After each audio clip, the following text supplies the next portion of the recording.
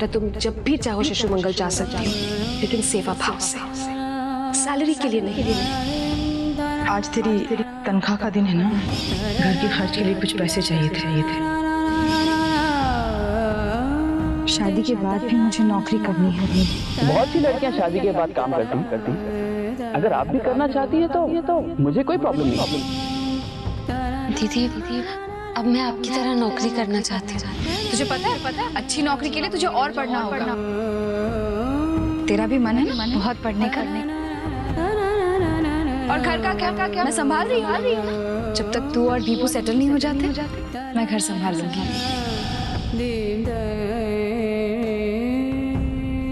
इन्हीं पैसों से तो पापा की दवाई आती है, उस घर की रसोई चलती है। सुधा को भी आगे पढ़ाने का प्रॉमिस किया है मैंने। अब क्या करूं मैं? कहां से उनके लिए पैसों का इंतजाम होगा? मैं ज्योति की बात से सहमत हूँ। बिल्कुल ठीक सोचा है ज्योति ने। इतने अच्छे मार्क्स आए हैं बच्ची के, आगे पढ़ने का तो हक बनता है। पढ़ना चाहिए सुधी को आगे। बिल्कुल सही कह रहे हो बेटा। क्या फायदा है इसी पढ़ाई का जब ब्याह कर किसी और के घर जाना है तो। मम्मी अचानक सुधा की शादी की बात कहाँ से शुरू हो गई? और उससे उसकी पढ़ाई का क्या लेना देना है? तू नहीं समझेगा बेटा, ज्यादा पढ़ी लिखी लड़कियों के लिए लड़के मिलना मुश्किल हो जाते हैं, और अगर मिल भी गए तो 10 तरह की फरमाइश है। और इसके हाव भाव से तो ऐसा नहीं लगता कि ये नौकरी कर पाएगी। अच्छा है शादी कर दे तो ये भी खुश, और हमारे कंधे से भी जिम्मेदारी खत्म। हर सुकून भी मिलेगा कि तीनों बेटियों का घर बस गया। तुम्हें लगता है कि शादी के बाद जीवन सुरक्षित हो जाता है? कल के दिन भगवान न करे कोई हादसा हो जाए जैसा कि मेरे साथ हुआ है, तब तो पढ़ाई ही काम आती है ना। अगर लड़की पढ़ी लिखी हो तो किसी के आगे हाथ फैलाने की नौबत नहीं आती है, अपना घर खुद संभाल सकती है। माँ, हम अपनी बच्चियों को और तो कुछ दे नहीं सकते, कम से कम अच्छी शिक्षा तो दें जो हमारे बस में है। तो अब आप मुझ पर ताने भी कसने लगे। क्या कहना चाहते हैं आप? अगर मैं पढ़ी लिखी होती तो आपके एक्सीडेंट के बाद नौकरी करके एक घर संभाल लेती। कहां से कहां सोचने लग जाती हो तुम भी। बात को तोड़ मरोड़ कर कुछ का कुछ बना देती हो तुम। अच्छा भी सोच लिया करो, खून बढ़ेगा कम नहीं होगा। कभी खुद से पूछा सुधा से कि वो क्या चाहती है? अपनी कचहरी लगाई, अपना फैसला सुनाया और थोप दिया उसके सर पे। मेरे पूछने से क्या होगा? सुना दिया ना उसकी ज्योति दीदी ने फैसला उसको। पद्मा तुमने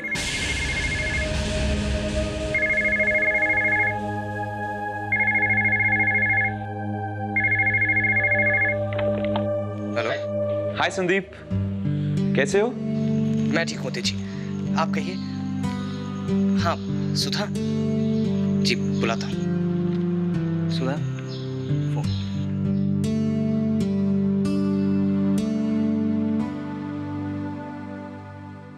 हेलो Congratulations. जी, थैंक यू। मैं तो खुद आना चाहता था ज्योति भाभी के साथ, बट मॉम के साथ कहीं जाना पड़ गया। तो आप कभी भी आ सकते हैं। ओके, इतने अच्छे इनविटेशन को तो मना नहीं किया जा सकता। इनफैक्ट कल ही मुझे वहां पे काम है, मैं कल जरूर आऊंगा। जी कल ठीक है। अच्छा, इतने अच्छे मार्क्स आए हैं तुम्हारे, आगे क्या सोचा है? जी वो ज्योति दीदी कह रही थी कि आगे और पढ़ाई करनी चाहिए। आप जो भी कहें, जवान बेटे की माँ को बहुत कुछ सोचना पड़ता है। मैं तो चाहूंगी कि इसकी शादी जल्द से जल्द हो जाए।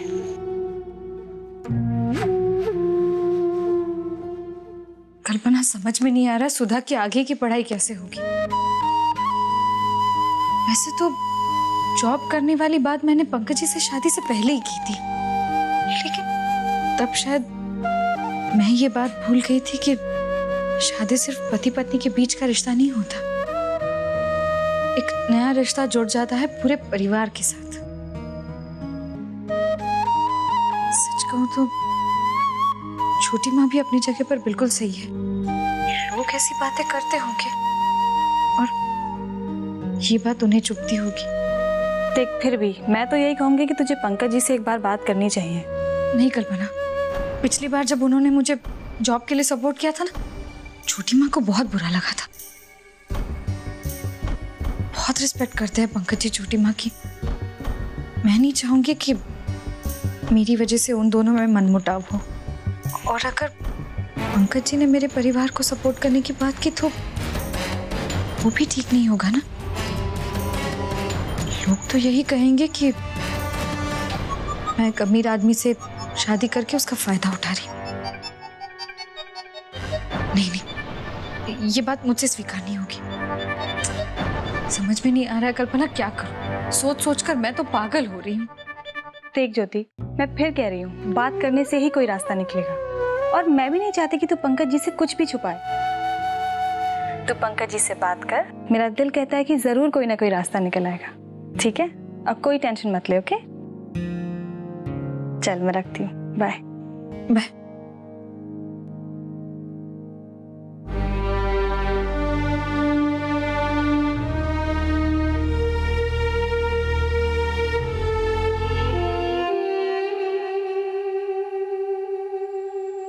रुचि, मैंने खाना लगा दिया। ये क्या, पूरे दिन आप घर से बाहर थे और अभी फिर से पी रहे हैं? रुचि प्लीज आप खाना खा लीजिए। देखिए मैंने भी कुछ नहीं खाया, हम दोनों साथ में। ये लीजिए। रुचि क्या हो गया है आपको? क्यों कर रहे हैं साहब? देखिए खाना खा लीजिए प्लीज। रुचि मैं आपके पैर पड़ती हूँ, प्लीज मुझसे बात कीजिए। अरे मैंने ऐसा क्या किया है? तुम्हें फिर से बताना पड़ेगा तुमने क्या किया है। इतने प्यार करने वाले आदमी को तुमने धोखा दिया। पति के होते हुए गैर मर्द के साथ। और प्लीज मेरे सामने ये सती सावित्री का नाटक करने की कोई जरूरत नहीं है। मैं जानता हूं तुम्हारी हस्ती, समझी तुम? रुचि प्लीज आप अपने आप को सजा मत दीजिए। और ये शराब प्लीज रुचि आपकी सेहत के लिए ठीक नहीं है। रुचि प्लीज। अरे मर जाने दो मुझे, शायद यही मेरी किस्मत। ये होकर रास्ता छोड़ा तुम। और ये शराब, ये मैं तुम्हारी वजह से पी रहा हूं। और अगर मुझे कुछ हुआ ना तो उसकी जिम्मेदार भी तुम होगी, तुम। रुचि प्लीज आप ऐसा मत करिए। प्लीज प्लीज रुचि आप कुछ खा लीजिए। मत मुझे, ये छूती तो घिन आती है। और वो खाना, तुम्हारे हाथ का बना हुआ खाना मेरे लिए जहर है, जहर।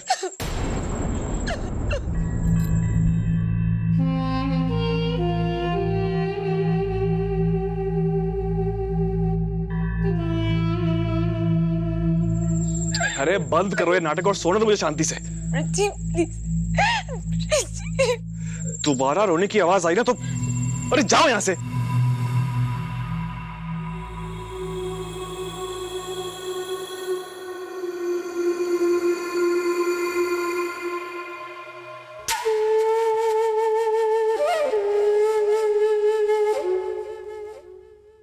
मैडम आप अंदर जाके वेट कीजिए। No I am fine. आज इतना डांस करने का मूड है, इतनी खुश फील कर रही हूँ, और वो अभी तक आया क्यों नहीं उदय? पहचानता है ना इस लड़की को? तुम्हें पता है जब ये आती है तो इसका बॉयफ्रेंड नहीं आता, और जब इसका बॉयफ्रेंड आता है तब ये नहीं आती। फाइंड आउट करें कहीं कोई क्रॉस कनेक्शन तो नहीं।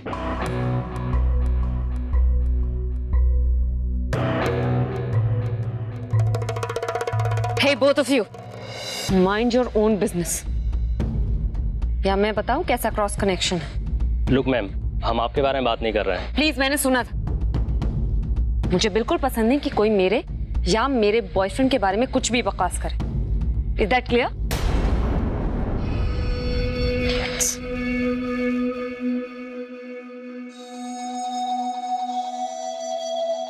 मिलने दो, देखो समझता क्या है वो। उसने देविका को वेट करा है।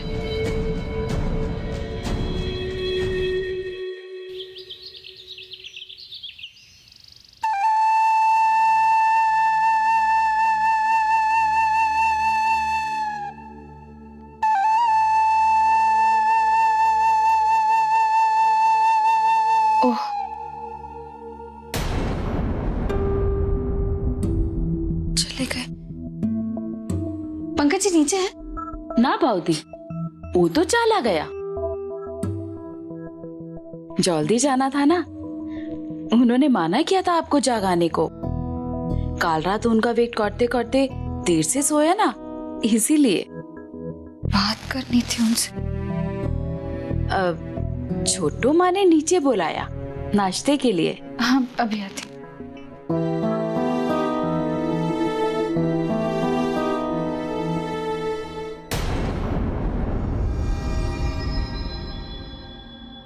आज 1 तारीख है। देखो ज्योति, मुझे भी पता है तुम्हारी सैलरी क्या है। हम जितना डोनेट करते हैं उसका 1% भी नहीं होगा। मैं चाहती हूँ कि तुम शिशु मंगल जाओ, लेकिन सैलरी के लिए नहीं। तुम काम करना चाहती हो, तुम कर सकते हो। तुम्हें इसमें मेरा पूरा सपोर्ट मिलेगा। तो आज के हर महीने तेरे नाम से मनी ऑर्डर भिजवाऊंगी। तेरा ही रास्ता है। और घर का क्या मैं संभाल रही हूँ ना। जब तक तू और दीपू सेटल नहीं हो जाते, मैं घर संभाल। मुझे भी पता है तुम्हारी सैलरी क्या है। हम जितना डोनेट करते हैं उसका 1% भी नहीं। मैं चाहती हूँ कि तुम शिशु मंगल जाओ, लेकिन सैलरी के लिए नहीं। क्या करूं मैं? छोटी माँ ने इस महीने भी सैलरी लेने से मना कर दिया है, और घर पर सब पैसों का इंतजार कर रहे होंगे। अगर लास्ट मिनट कहा तो हे प्रभु, अब आप ही रास्ता दिखाइए।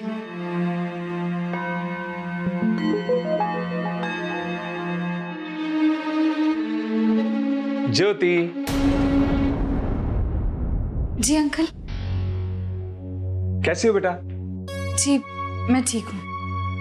भाई तुम तो जानती हो, सरकारी कामों में डिले तो हो ही जाता है। अब जाके अप्रूवल मिला है। कैसा अप्रूवल? अरे तुम्हें प्रोविडेंट फंड के पैसे चाहिए थे ना, बहुत जरूरी था। मैंने प्रोसेस किया, बस 1 हफ्ते में पैसे मिल जाएंगे। मुझे प्रोविडेंट फंड से कुछ पैसे चाहिए अर्जेंटली। मिल सकते हैं ना? क्या सोच रही हो? नहीं चाहिए तो स्टॉप करवा दूं। अगर तुम्हें जरूरत नहीं हो तो मैं स्टॉप करवा सकता हूं। नहीं अंकल, मुझे चाहिए, जरूरत है मुझे उन पैसों की। लेकिन ज्योति, तुमने तो सैलरी भी मना कर दी। हाँ वो, लेकिन इन पैसों की मुझे जरूरत है। मुझे चाहिए ये पैसे। ठीक है, जैसा तुम ठीक समझो। जैसे ही पैसे आ जाएंगे मैं इन्फॉर्म कर दूंगा। अंकल वो देखिए ना, अगर जल्दी मिल जाए तो अच्छा होगा। मैं कोशिश करूंगा जितना जल्दी मिल जाए। Thank you. चलो, 1 हफ्ते में पैसे तो मिल जाएंगे, लेकिन मुझे घर पर बता देना चाहिए कि इस महीने पैसे देर से मिलेंगे।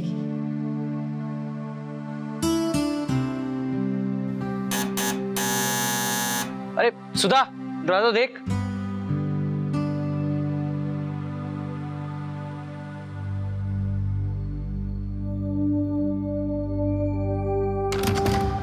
ज्योति दीदी।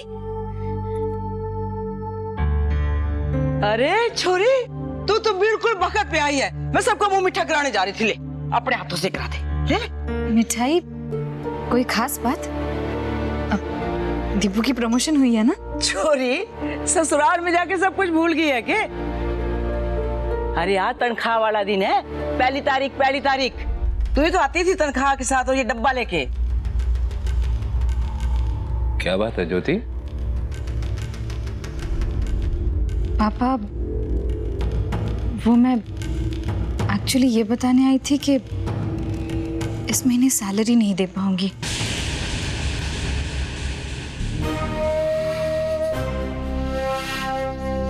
पैसे मिलेंगे, लेकिन थोड़ी देर से।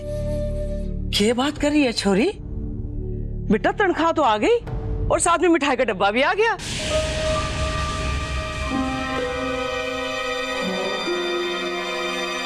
तनख्वाह?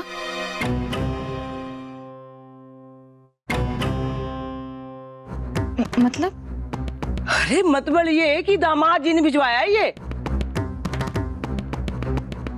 ड्राइवर आया था लेके, तनख्वाह भी थारी और ये डब्बा भी। थारे को बताया नहीं क्या उन्होंने?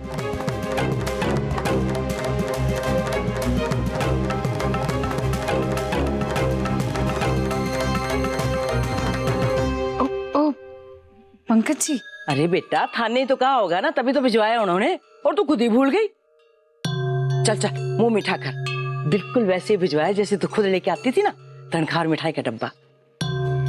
हाँ बेटा बादाम भिगो के खाया कर, बहुत काम करती है तू, जोर पड़ता है ना दिमाग पे तो अच्छी ताकत मिलती है। क्या बात है दीदी, आप तो कभी कुछ नहीं भूलती, और फिर सैलरी? नहीं, वो मेरे दिमाग से ही निकल गया।